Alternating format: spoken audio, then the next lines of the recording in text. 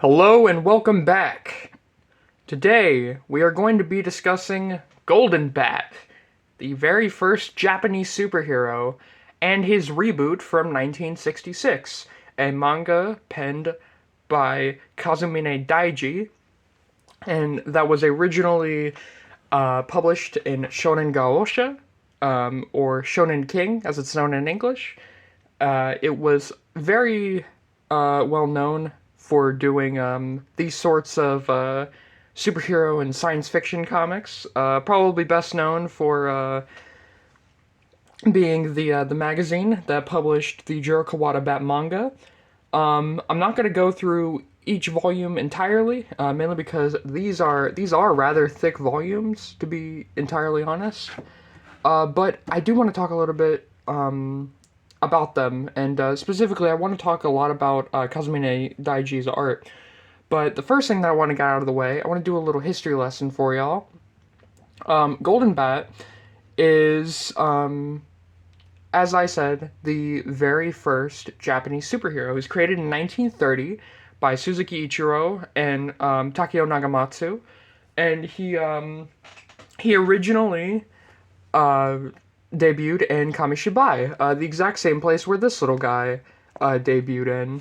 And the Kamishibai more or less just tells the story of a skull-faced swordsman who fights off the Four-Eyed Fury, Dr. Nazo, and saves people. He can fly. He can do all kinds of stuff that superheroes can do. And 1930, that's pretty early. I mean, that heavily that heavily predates the very first American superheroes, unless you consider, like, well, actually no, because even like Flash Gordon was later than that. I guess Buck Rogers is kind of a superhero, but I don't know, he's more of like a space adventurer. And then there's of course Spring Hill Jack, who wasn't much of a superhero at all, but a lot of people tend to cite him as one. But if we're talking in technical terms, Golden Bat was kind of the very first superhero, and he had many manga adaptations, and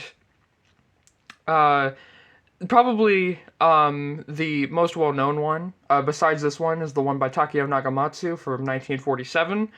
It was fairly early. I believe it was a Kashihan, which is also what this is, or at least this is a reprint of a Kashihan. But a Kashihan, if you don't know, it's a rental manga, which is essentially like a lot of guys who were very well known throughout the 60s and 70s got their start in Kashihan, and basically they were just a lot like manga magazines. They were kind of like disposable entertainment, but less so that you would buy one and you'd throw it away, but more so you would buy one, you'd read it, and then you'd bring it back. Thus, the title of rental manga. And then there were other manga adaptations as well. There was a Shin Golden Bat. There was the Osamu Tezuka Golden Bat, which was done whenever he was still a bit of a novice. But today, we're not discussing any of those. We're talking about Kazumine Daiji's Golden Bat, which I believe is one of the coolest superhero comics of the 1960s. So, enough filibustering. Let's really talk about Golden Bat. So, Golden Bat tells the story of Professor Yamatone, along with his kids, Marie and Takaru. One day on the Japanese shores, a skull boat it comes up, and they stow away on it, and the boat starts moving on its own, and it starts taking them towards somewhere. Professor Yamatone, he's very interested with the boat, and he even takes a look at some of the ancient writing, until a masked avenger appears. The boat ends up going straight underwater, all the way to the underwater city of Atlantis, or the ruins of the underwater city of Atlantis. and using the water of life on this sarcophagus, um, they bring back to life the superhero known as Golden Bat, who looks very different from his Kamishibai version. Because in the Kamishibai, as I said, he's more of a swordsman. He's more like a swashbuckler. He's a little bit. He's just more like Errol Flynn than he is a superhero. But this version of the character is definitely taking a lot more Western comics influence. So give him a Dracula cape, put him in a spandex suit, give him a scepter, and there you go. You have the new Golden Bat. And basically, after Golden Bat appears, a black planet appears in the sky, and this black planet, and within it lies the evil Professor Nazo, or Dr. Nazo, excuse me. And once it arrives, Golden Bat tries to fight it, using the Golden Hurricane, or the Bat Hurricane, excuse me. And he manages to do something to it. However, Dr. Nazo emerges for real this time, and is basically plotting against him. And he sends out his first lackey. And you see, the thing about this comic is that it follows that classic Tokusatsu formula of a monster being sent out by a bigger threat, and the monster starts causing havoc, which means that Golden Bat has to arrive. And that's what a good majority of these chapters are like. They're very sci-fi inspired. And Golden Bat doesn't have much of a rogues gallery. He's more or less just fighting a bunch of these random monsters that Dr. Nazo sends out. And by the way, if you were wondering why I was able to get so much of that first chapter, is because I actually helped get that first chapter scanlated. If you look up Golden Bat under the name Afternoon Pulp, you can find the very first chapter of this translated, and I highly recommend it. It's very cool. But now that I've talked a little bit more about the story, let me talk about the artwork. Kazumine Daiji was what many in the industry refer to as a jobber. He worked on stuff like the Combattler V manga adaptation and a bunch of adaptations of Tokusatsu, including a lesser-known adaptation of Ultra 7, and the Spectre Man manga, which is all really excellent-looking stuff. But more or less, he was a bit of a jobber, much like the guy that I talked about last video with that Denji Man manga. But the thing about Kazumine Daiji is that his stuff is extremely tight, very, very dynamic, very magnetic, very fun to read. Definitely has that sequential storytelling down to a T. And Daiji just, he really shows off some really cool imagery. Case in point, stuff like this, which this has this really nice little transition. And something I really dig is that you could still see the outlines of the people around the skeleton, which is something that I think is just it's just really cool. You don't really see that. Normally it's just a skeleton minion, but it's like an X-ray skeleton minion, which I think is really cool. Since this is so science fiction inspired, this also means that Kazumine Daiji gets to draw a lot of really cool spaceships. There's a rocket in here, if I could find it. You get to see Professor Yamatone wearing like this cool spacesuit. And all the while you get all this cool sci-fi imagery, you also get some great superhero imagery. I mean, as you just saw Golden Bat flying through the sky, he's using all kinds of powers. There's this evil eye thing that Dr. Nazo summons. And so you get to see Golden Bat properly in action. And this is a lot more than what he was able to do in those old comics and those old in the old comic Shibai. Because he wasn't as magical as he is here. Here he's a little overpowered, which I think that's rather fitting.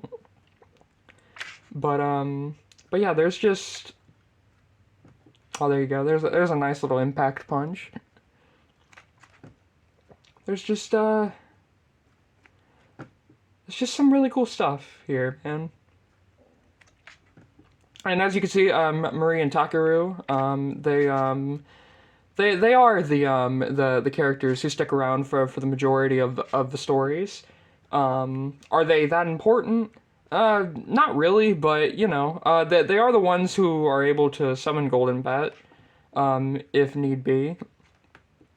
Though more often than not, Golden Bat just kind of appears on his own, uh, like any good superhero.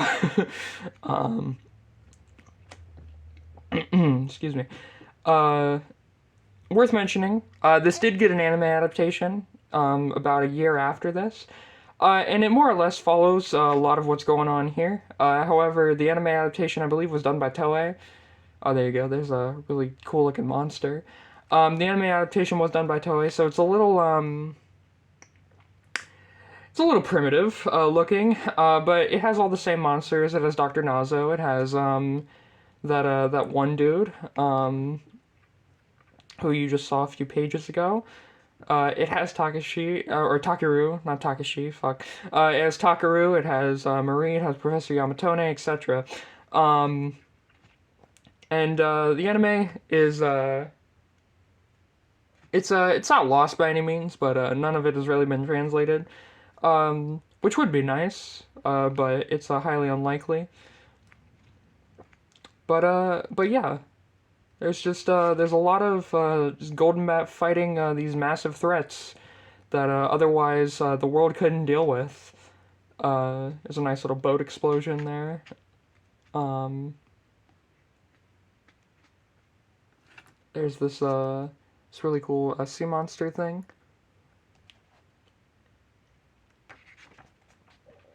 I always like it's a simple composition, but I always liked seeing things through binoculars like that. And these guys become a sort of these become the force for the next volume until Golden Bat properly meets Doctor Nazo. So what are these guys? To be honest with you, I don't know. My guess is that they're fish people who come from Atlantis, the same place where Golden Bat came from, but they're being controlled by Doctor Nazo, which is why they're attacking Golden Bat rather than helping him. There you go. There's a nice sci-fi spaceship. There was another one in here, but I can't. I must have skipped it. But yeah, these guys they really stick around. So much so that this whole next volume is predominantly about them, uh, which isn't a bad thing. Kind of got a recurring villain thing going on. We got that monster returning from the last volume. Oh, that's really nice. I like that a lot.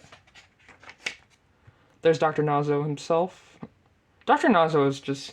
It's such a simple, but it's a really effective design, you know? Just this evil cat-eared dude with 4 eyes and a claw.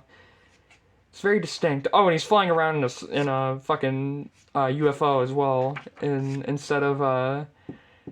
I've always wondered if Dr. Nazo has legs or not. He probably doesn't, to be honest with you, which is why he's flying around in this thing. But yeah, eventually, these fish people do form into like this sort of like kaiju-sized monster, which is really cool. Really nice design. Let me see if I can get a.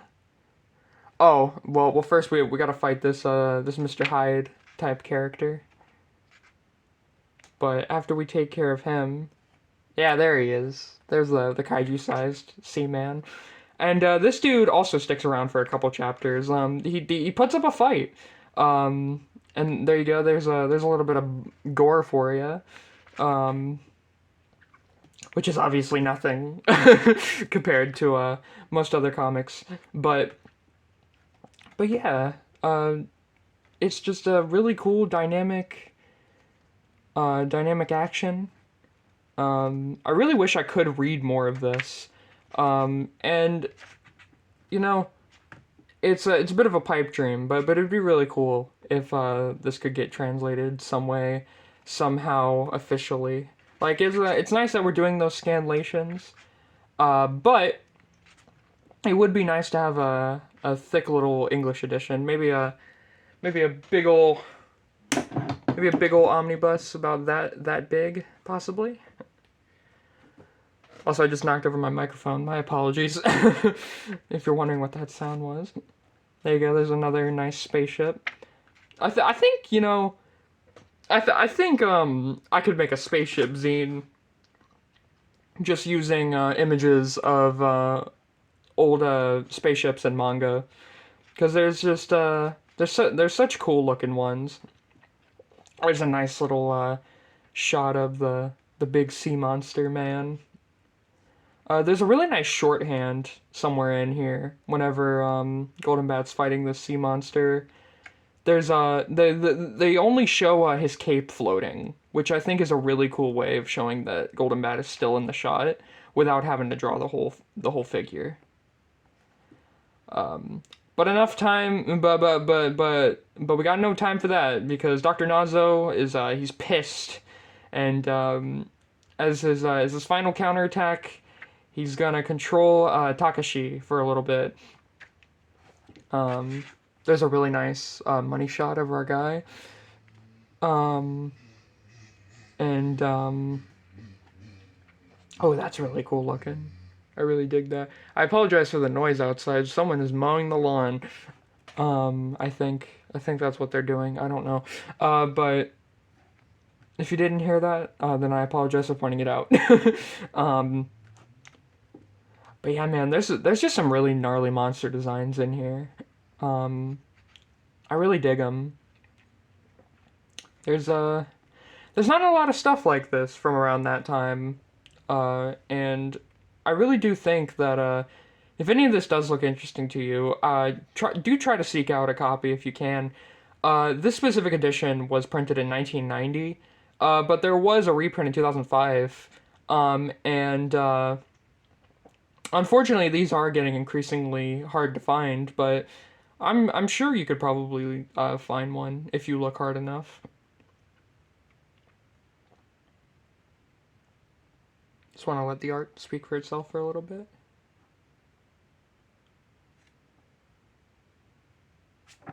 Oh, whoops.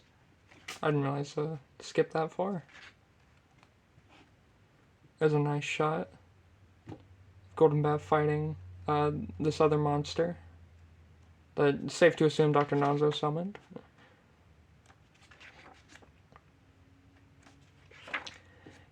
And of course, the story ends with Golden Bat flying off either to Atlantis or some other place because he's no longer needed as Dr. Nazo has been defeated. And so that about does it for my coverage of the Kazumine Daiji Golden Bat manga. I think this comic is really cool, and I do hope that we can get some more of it translated soon, because I would like people to experience some more of this, because it's a really solid superhero comic, and I think compared to a lot of the superhero comics coming out in the '60s, this kind of trumps it in many ways. Um, and worth mentioning that Golden Bat is getting a brand new manga. Um, or at least he has been for a little bit, published in Champion Red, and there are rumors that that's going to be getting an English adaptation. So if that can get translated, maybe they could bring this out if that does well enough. Um, if not, well, I'm sure someone will scanlate it. um, In any case, I really hope you enjoyed this little overview of this classic superhero manga. I'm not really sure what I'll be covering next time. Possibly something that I hold pretty dear. I have tons of manga that I could talk about, and I have even more comics that I could talk about. But for the time being, that about does it for this episode. If you enjoyed this, I'd appreciate it if you would like, comment, and subscribe. And I do hope that this video has piqued your interest in doing your own research on this classic superhero. And it does my heart good knowing that there's even new adaptations to this day. Anyway, guys, that's all for today. Take care and goodbye.